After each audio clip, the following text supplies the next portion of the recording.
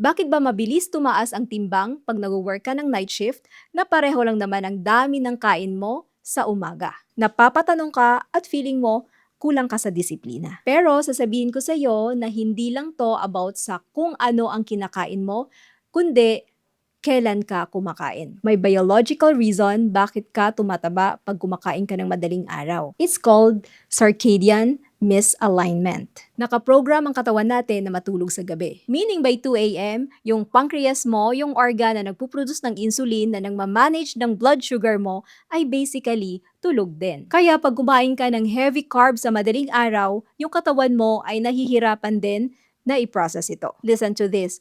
Your body reacts differently to a 500-calorie meal at 2 a.m. versus at 2 p.m. Sa madaling araw, your blood sugar spikes higher and your body stores more fat. Kaya, during your 2 a.m. lunch break, skip your tapsilog, yung 2 balot ng pansit canton mo, at fast food. Hindi yan natutunaw ng maayos. Focus on more protein and fiber para iwas antok at maiiwasan ang fat storage. Pwede kang mag-boiled egg, mag-tuna sandwich, or chicken na may konting rice. Save your heaviest meal when you wake up. At pag madaling araw na, keep your carbs light and protein heavy. Tag mo yung ka-workmate mo na laging nag-aayang mag-fast food ng madaling araw. This is Laverne, a registered dietitian. Save and share this video for more science-based nutrition tips.